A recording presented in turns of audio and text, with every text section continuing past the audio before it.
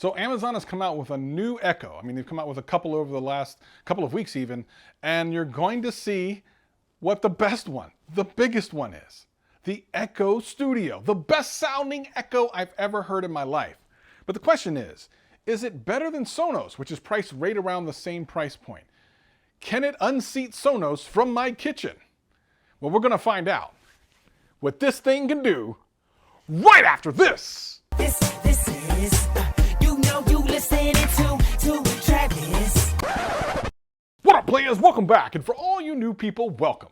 My name's Travis and I do tech videos every single week and have a blast doing them. If that sounds like fun to you, sit back, relax, and enjoy the video. Anything I talk about will be in the description below. But for now, let's just get into the video. So those of you that have been around on the channel for a long time will know that I love the Amazon Echo series of devices. As a matter of fact, I've had an Amazon Echo since the very first one when it was by invitation only, many a year ago. And then when the Echo shows came out, I got all of those. Actually, I have some reviews of some of those, and you'll be able to catch those even in the end screen or in the link in the description below. I just really love the Echo ecosystem. The ecosystem. The Echo ecosystem. So it should come as no surprise that when this new one came out, the Amazon Echo Studio, that I was on board. Listen, my house is completely controllable by here we go again. Okay, listen, for those of you that are new to this video, I don't want to say Allegra because I don't want to knock off if you guys have any Echoes in your house. I don't want to make them go crazy, so I'm just going to call it Allegra. So I got Allegra in every single room in my house. It's really great. I can turn on lights. I can turn on the thermostat. I can do all types of really cool things. I'm in love with Amazon Allegra. It doesn't sound right. But they've always taken a hit in reviews on sound quality. Over the last 2 years, Amazon's really taken a hard stance and tried to create better and better sounding Echoes, which they've done. This year, the $99 Echo, which will probably go on sale from time to time for around 80 bucks, it actually sounds really good. It's actually last year's Echo show, or Echo Plus, but without the Smart Hub. This, the Echo Studio, however, is for those of you that don't want to compromise on sound. Now the question is this thing worth 200 bucks? And that's that's a big question because Sonos sits at that same price range. As a matter of fact, the Play One, which I have in my kitchen that I've been using for well over a year, is about $150 now. And the Sonos One with the the voice assistant with Allegra as well as including Google Assistant is at the $200 range. So the question is, can this be a good replacement for the Play One or the Sonos One? Let's talk about some of the specs.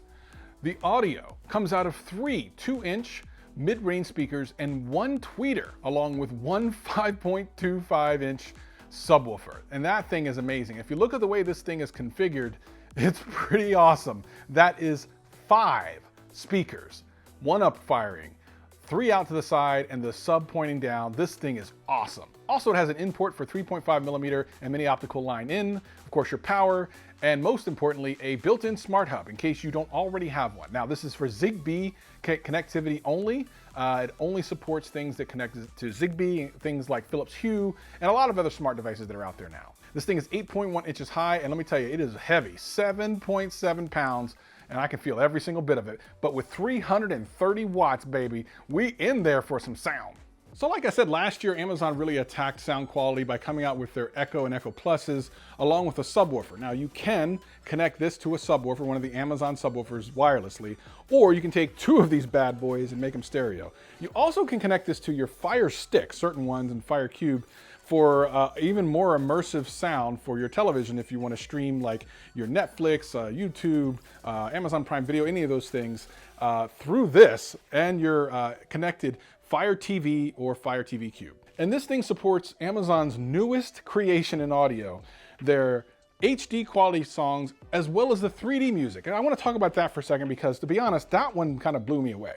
Amazon worked with Dolby directly to come up with this thing called 3D sound. Now, I think most of us have heard 3D sound in one way or another. I have a couple of I have a theater here, and in this room, I support Dolby Atmos, which is kind of the sound above, and you've heard that before, and this supports that. Now, I've never heard a speaker like this sound very convincing, but when I started playing the 3D music that they have on Amazon, there's only specific songs that are mastered in 3D, I was a believer. I'm a believer. Instead of being able to hear the music from like here and here and here, it's over here and over here and out here, and it's just amazing. Like the music comes from out here, which is an interesting thing to experience. And while not all music right now is mastered that way, I can guarantee you if Amazon sees an adaptation of this and people playing that music, they're going to convert more of them. And the experience is good enough that, yeah, I want more of it. It's like the first time you ever saw an HD screen.